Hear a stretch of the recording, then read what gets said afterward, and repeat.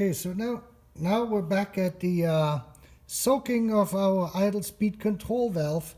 About, I would say about 30 minutes, 25 minutes into it, and as you can see, brushes. With the brushes, this is how black this gets. And you can see, now you can actually see the moving part in that plastic ring.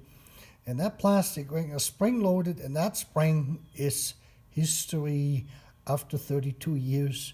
It is just, it might be a Mercedes Benz, and you can see the stud pile up on top of that ring is still sitting there. This will never be 100% right. It will work a lot better than from what it was. We'll smoothen that out. But if you think about it, I'll probably leave it in there another hour or so. And then I'm going to go in with these little brushes. I got 3 different sizes to go in there and just loosen this up. It is basically dried dirt, you know, whatever comes in.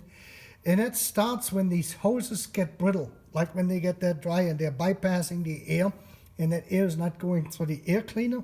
And that's how you get the dirt in there, and then you get a little bit of grease, and you get a little bit of oil, and then it gets hot, and then it gets humid, and then you got all of this combined, and it builds a nice little crust on top of that plastic lever or plate which is in there, and that will prevent this from opening and closing and moving freely the way it is supposed to be. That is an item which has to be replaced, like most of it. This car I got for $750, running 300,000 miles, California car, 4-pin sensor for temperature, checks out okay, idle speed valve, except when you do the electrical test as we saw in the video, manual says between 700 milliamps to 1 amp, and we were right there around 750, 850 in that range, perfect.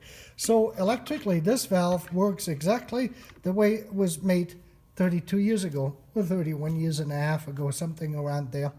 But it is what was exposed to the elements that is no longer there. And we will see. You will see how this is going to work. Problem is cold start. Right now at 30 degrees here in Kansas, 25, 20 degrees. It's getting pretty rough to get in there. And then the other thing is, on my car, I actually have a fuel filter on there for a 450 SL years 76 to 80. So the previous owner, my God, he probably did some redneck engineering there, and all the vacuum hoses, vacuum lines, anything with rubber is basically shut, and so is plastic after 32 years, and California heat and Pacific salt in the air came from San Diego, that area there. Otherwise, no rust, great car, needs new seats, fixed a couple things already. We got the air blower to go in the other video, you saw this, and we got the rear passenger window to work. That plastic thing was broke, was $1.25, took an hour and a half to fix. And now comes the antenna radio. I fixed the tank today for the windshield fluid wiper washer stuff, and they were leaking. The little grommets were of course dry for the 2 pumps. New grommets at for $1.75 at Auto Parts store here locally, and we're back in business. I will keep posting videos, all right?